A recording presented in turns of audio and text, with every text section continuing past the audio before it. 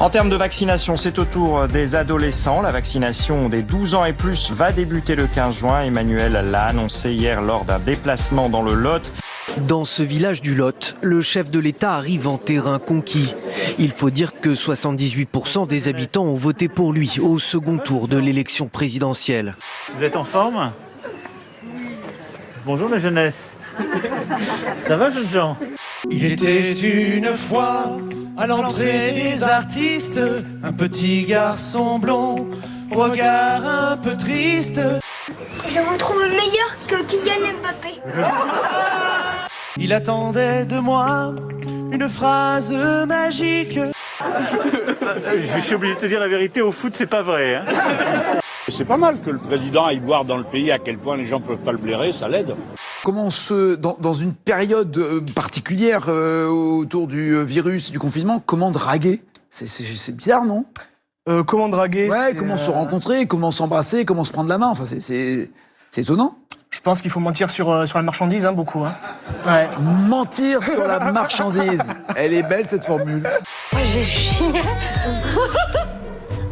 T'as un masque pour que mon make-up il tienne mieux ce soir. Ah. Comme je veux être la plus belle. Ouais, ça va trop bien. Bah, n'oublie pas d'enlever, quoi. On a le plaisir ce soir de recevoir Yann Moix. Merci d'être avec nous.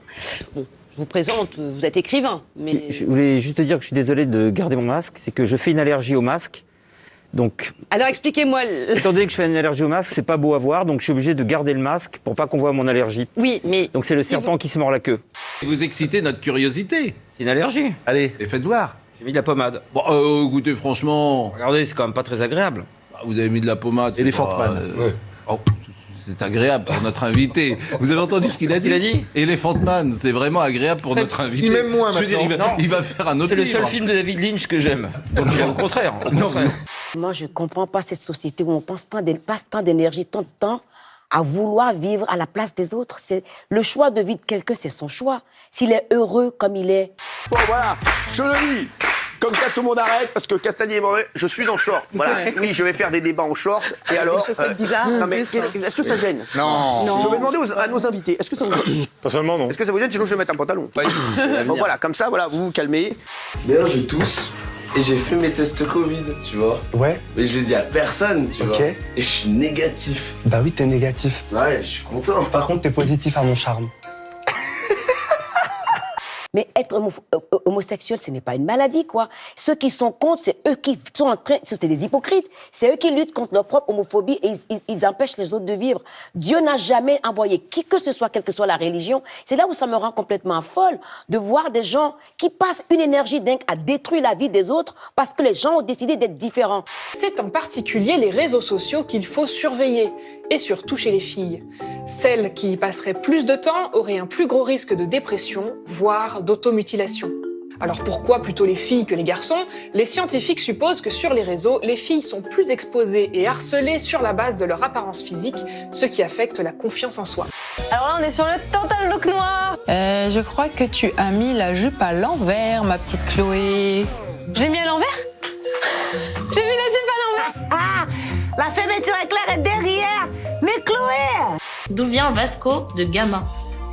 Tu viens de là-bas, là. De toute façon, ils ont fini. Ça vient du Portugal. C'est comme Pedro, tout ça, là, les trucs comme ça. Mais c'est super simple. Ils sont jamais allés à Barcelone. Pour pas savoir que ça vient du Portugal, Vasco da Gama.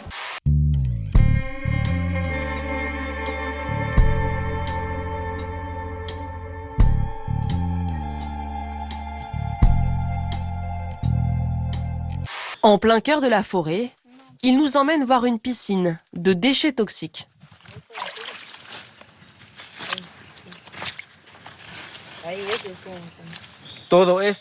Tout ça, c'est une piscine de pétrole. La végétation a poussé, mais regarde comme ça bouge. C'est parce qu'à l'intérieur, c'est plein de pétrole. Ça ne me fait pas rire. Morosité. Voilà. 8-22. Un bassin de rétention des déchets toxiques et des eaux usées issues de l'extraction du pétrole. Il a été creusé par l'entreprise américaine Texaco, aujourd'hui Chevron. La multinationale a quitté l'Équateur il y a plus de 25 ans en laissant derrière elle une nature contaminée. Regardez plutôt, depuis le 19 mai dernier, les habitants les plus fortunés d'une résidence de la capitale britannique peuvent nager dans ce bassin transparent perché à 35 mètres du sol, une première mondiale. Ça fait peur. Hein. Oui, de quoi avoir le vertige en nageant. C'est impressionnant. C'est assez effrayant. C'est une œuvre vendue près de 15 000 € aux enchères. Vous ne voyez rien, normal, Io sono je suis, est une œuvre invisible créée par un artiste italien. Une métaphore de l'époque que nous vivons, fait savoir Salvatore Garo. En janvier, le peintre et sculpteur de 67 ans a exposé une structure de ce type intitulée Bouddha en contemplation devant la Scala à Milan. Une autre sera bientôt installée à New York. Bingo! Je suis chaud bouillant. Merci les amis, c'est un grand cadeau et bisous aux fidèles joueurs. Et vous tirez cette énergie d'où, Cédric? C'est fou, vous avez la pêche, quoi. Les fruits et les fruits. Croque la fesse de la personne de ton choix. Croque la fesse de la personne. Mais c'est qui fait des trucs comme ça, sérieux? Bah vas-y, enlève ton shirt. Bah, à travers le caleçon, je suis un mec facile quand même. Allez, regarde. Carrément, elle a dit J'ai grave kiffé, gros.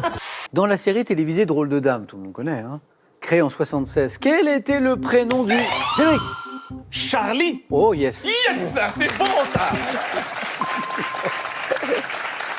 Pour ceux qui ont raté le début de l'émission, le secret de la forme de Cédric, c'est les... Bingo et les fruits. Ah, les fruits. Et les fruits, la pectine, comme il dirait Jean-Claude. Les fruits.